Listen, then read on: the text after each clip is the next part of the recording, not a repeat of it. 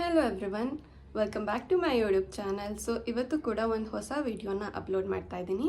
ಎಲ್ಲರಿಗೂ ಇಷ್ಟವಾಗುವಂತಹ ಅಕ್ಕಿ ರೊಟ್ಟಿ ಮತ್ತು ಕಾಯಿ ಚಟ್ನಿ ರೆಸಿಪಿನ ಶೇರ್ ಮಾಡೋಣ ಅಂತ ಅಂದ್ಕೊಂಡಿದ್ದೀನಿ.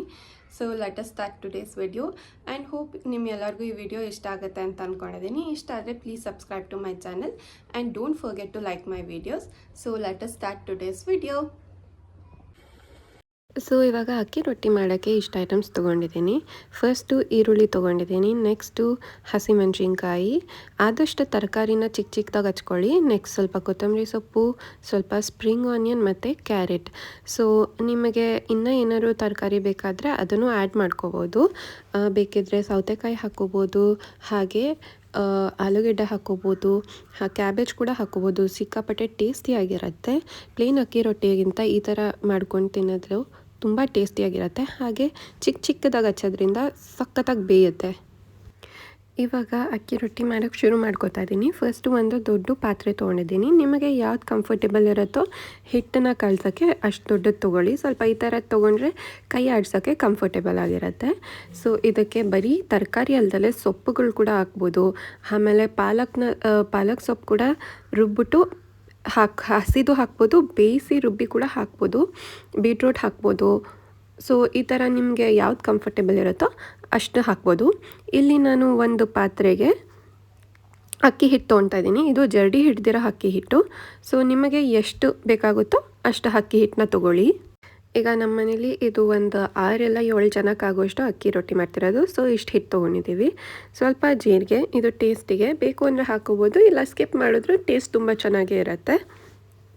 ಇವಾಗ ಸ್ವಲ್ಪ ಉಪ್ಪು, ಇದಾದಮೇಲೆ ಇನ್ನೊಂದು ಸೈಡಲ್ಲಿ ಬಿಸಿ ನೀರು ಕುದಿಯೋಕೆ ಇಡಬೇಕು. ಕೆಲವರು ರೊಟ್ಟಿ ಬೆಳೆದ್ಬಿಟ್ಟು ಮಾಡ್ತಾರೆ, ಬಟ್ ನಾವು ಇಲ್ಲಿ ಕಳಿಸ್ಬಿಟ್ಟು ತೊಟ್ಟಿ ಮಾಡೋದು. ಈಗ ನಮಗೆ ಬೇಕಾಗಿರುವಂಥ ತರಕಾರಿಗಳನ್ನ ಹಾಕೋಬೋದು. ಸೊ ಈ ಅಕ್ಕಿ ಹಿಟ್ಟು ಅಥವಾ ರಾಗಿ ಹಿಟ್ಟು ತಟ್ಟೋದು ಏನೇ ಮಾಡಬೇಕಾದ್ರೂ ಮೇನ್ ಬೇಕಾಗಿರೋದು ಬಿಸಿ ನೀರು. ಬಿಸಿ ನೀರಲ್ಲೇ ಕಲಿಸ್ಬೇಕು.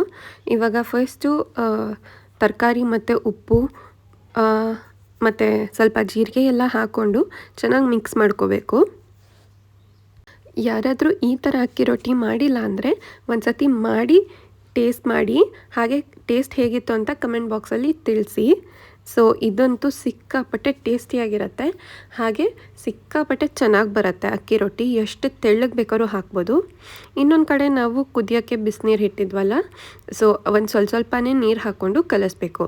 ಒಂದೇ ಸತಿ ನೀರು ಹಾಕಿದ್ರೆ ಏನಾಗುತ್ತೆ ಅಂದರೆ ಸ್ವಲ್ಪ ಹಿಟ್ಟು ಕಮ್ಮಿ ಆಗ್ಬೋದು, ಕನ್ಸಿಸ್ಟೆನ್ಸಿ ಹಾಳಾಗ್ಬೋದು.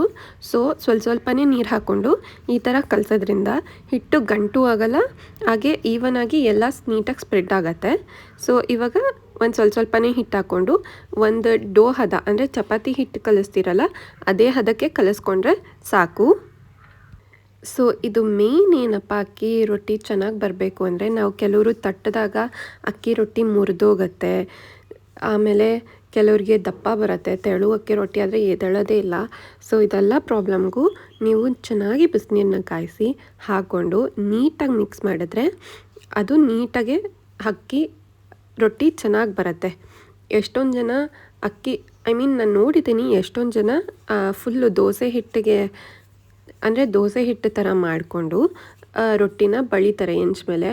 ಬಟ್ ಅದಕ್ಕಿಂತ ಇದು ತುಂಬ ಟೇಸ್ಟಿಯಾಗಿರುತ್ತೆ. ಇದು ನಮ್ಮ ಮನೇಲಂತೂ ಎಲ್ಲರಿಗೂ ಇಷ್ಟ. ನೀವು ಬೇಕಾದರೆ ಇದಕ್ಕೆ ಸೌತೆಕಾಯಿ ಹಾಕೋಬೋದು, ಬೀಟ್ರೂಟ್ ತುರಿನೂ ಹಾಕೋಬೋದು, ಇಲ್ಲ ಬೀಟ್ರೂಟ್ ರುಬ್ಬಿಟ್ಟು ಪೇಸ್ಟ್ ಮಾಡಿ ಕೂಡ ಹಾಕೋಬೋದು. ಹಾಗೆ ಆನಿಯನ್ಸ್ ಬೇಡ ಅಂದರೆ ಆನಿಯನ್ಸ್ ಬಿಟ್ಬಿಟ್ಟು ಮಸಾಲ, ಅಂದರೆ ಇವಾಗ ಖಾರದ ಪುಡಿ ಎಲ್ಲ ರುಬ್ಬಿಟ್ಟು ಹಾಕ್ತಾರಲ್ಲ ಅದನ್ನು ಹಾಕ್ಬೋದು. ಸೊ ಈ ಥರ ಮಾಡೋದ್ರಿಂದ ಸಿಕ್ಕಾಪಟ್ಟೆ ಟೇಸ್ಟ್ ಚೆನ್ನಾಗಿರುತ್ತೆ. ಹೋಟೆಲಲ್ಲಿ ಸಿಗೋದಕ್ಕಿಂತ ತುಂಬ ಚೆನ್ನಾಗಿರುತ್ತೆ. ಇದನ್ನು ಯಾರಾದರೂ ಟ್ರೈ ಮಾಡಿಲ್ಲ ಅಂದರೆ ಒಂದು ಸತಿ ಟ್ರೈ ಮಾಡಿ. ಸೊ ನಾನಿವಾಗ ನೋಡಿ ಡೋ ಕನ್ಸಿಸ್ಟೆನ್ಸಿ ನಿಮಗೆ ಕಾಣ್ತಿರಬೇಕು, ಅದಕ್ಕೆ ನೀಟಾಗಿ ತೋರಿಸ್ತಾ ಇದ್ದೀನಿ. ಸ್ವಲ್ಪನೇ ನೀರು ಹಾಕ್ಕೊಂಡು ಕಲಿಸ್ಬೇಕು. ಸದ್ಯಕ್ಕೆ ಇವಾಗ ಈ ಹದಕ್ಕೆ ಬಂದಿದೆ. ಈ ಹದ ಆದಮೇಲೆ ಕೈ ನೀಟಾಗಿ ತೊಳ್ಕೊಂಡು ಬಂದು ಮತ್ತೆ ಕಲಸ ಕಂಟಿನ್ಯೂ ಮಾಡ್ತೀವಿ. ಯಾಕಂದರೆ ಕೈಯಲ್ಲಿ ಕಲಸಿದ್ರೇ ಅದು ಹಿಟ್ಟು ನೀಟಾಗಿ ನಾದೋದು. ನೋಡಿ ಈ ಹದಕ್ಕೆ ಬಂದರೆ ಸಾಕು. ಇನ್ನೂ ಒಂದೇನಪ್ಪ ಅಂದರೆ ನಾವು ಈ ಥರ ಕಲಿಸ್ತಾ ಇರಬೇಕಾದ್ರೆ ಹಿಟ್ಟು ಕೈಗೆ ಅಂಟಬಾರ್ದು.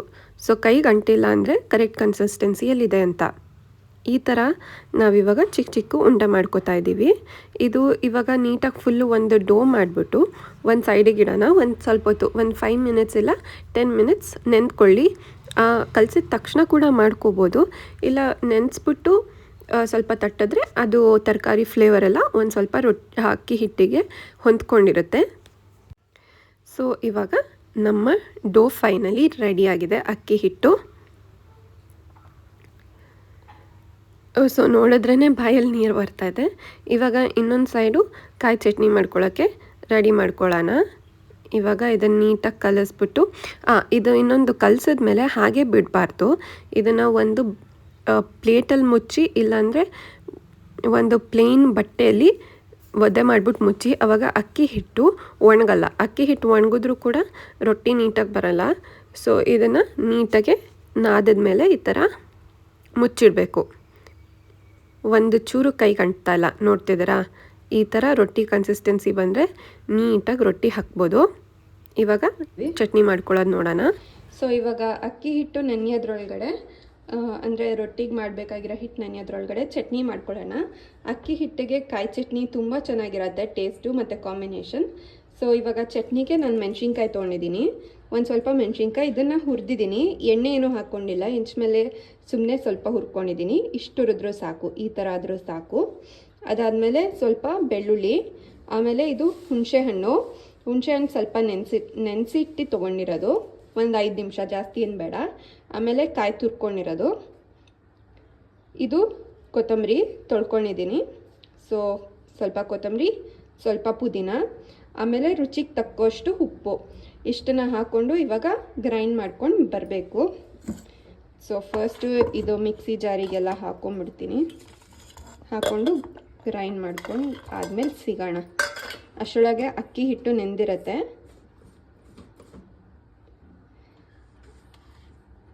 ಸೊ ಇವಾಗ ಇದನ್ನೆಲ್ಲ ಹಾಕ್ಕೊಂಡು ರುಬ್ಬೋಣ.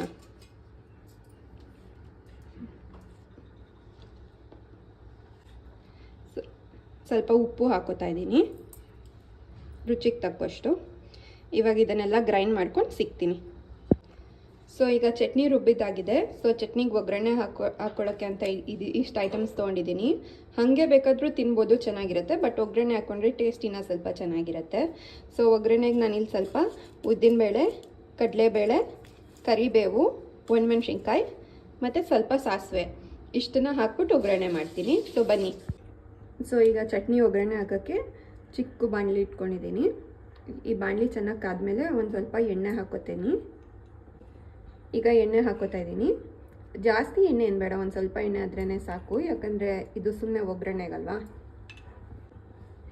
ಸೊ ಇವಾಗ ಏನೂ ಇಲ್ಲ, ಆವಾಗಲೇ ಐಟಮ್ಸ್ ತೋರಿಸಿದ್ನಲ್ಲ, ಕಡಲೆಬೇಳೆ, ಉದ್ದಿನಬೇಳೆ, ಸ್ವಲ್ಪ ಕರಿಬೇವು ಮತ್ತು ಸಾಸಿವೆ, ಒಣಮೆಣ್ಸಿನ್ಕಾಯಿ. ಸೊ ಇಷ್ಟು ಹಾಕೋಬೇಕು ಅಷ್ಟೇ. ಸೊ ಈಗ ಎಣ್ಣೆ ಕಾದಿದೆ, ಸ್ವಲ್ಪ ಸಾಸಿವೆ, ಆಮೇಲೆ ಈಗ ಸ್ವಲ್ಪ ಬೇಳೆ, ಹಿಂಗೆ ಚೆನ್ನಾಗಿ ಕಾಯಬೇಕದು ಚಟ್ಪಟ ಅನ್ನೋ ಥರ. ನೆಕ್ಸ್ಟು ಒಣಮೆಣ್ಸಿನ್ಕಾಯಿ, ಈಗ ಕರಿಬೇವು. ಸೊ ಇದೆಲ್ಲ ಒಂದು 5 ಸೆಕೆಂಡ್ ಫ್ರೈ ಆದರೆ ಸಾಕು, ಜಾಸ್ತಿ ಹೊತ್ತೇನು ಬೇಡ. ಸೊ ಇದು ಚೆನ್ನಾಗಿ ಫ್ರೈ ಆಗಲಿ.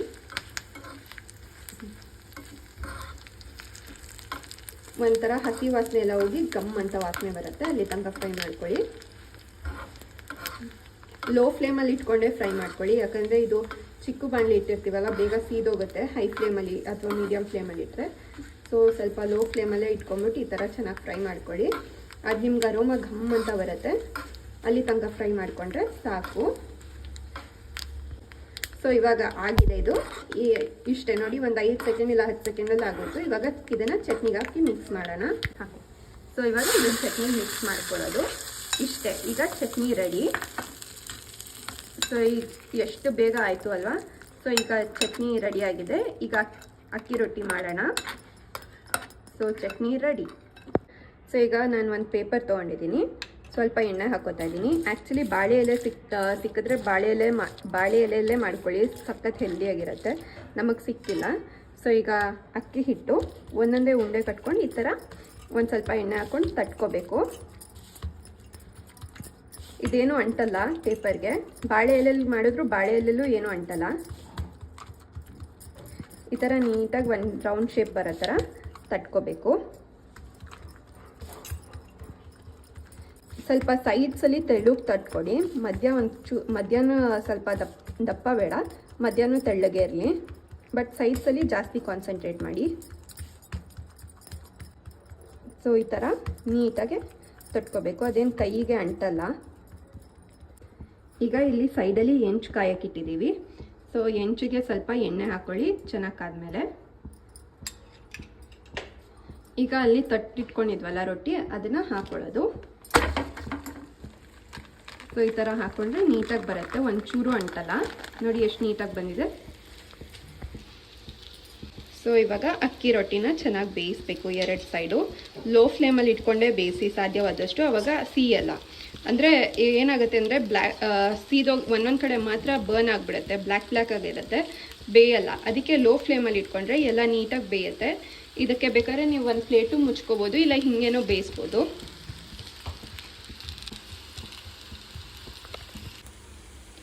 ಸೊ ಈಗ ಒಂದು ಸೈಡ್ ಅಕ್ಕಿ ರೊಟ್ಟಿ ಆಗಿರುತ್ತೆ.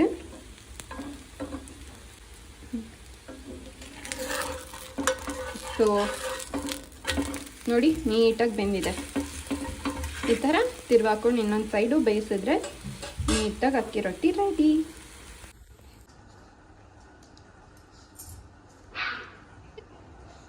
ಹೆಂಗಿದೆ ಟೇಸ್ಟು? ಸೂಪರಾಗಿದೆ.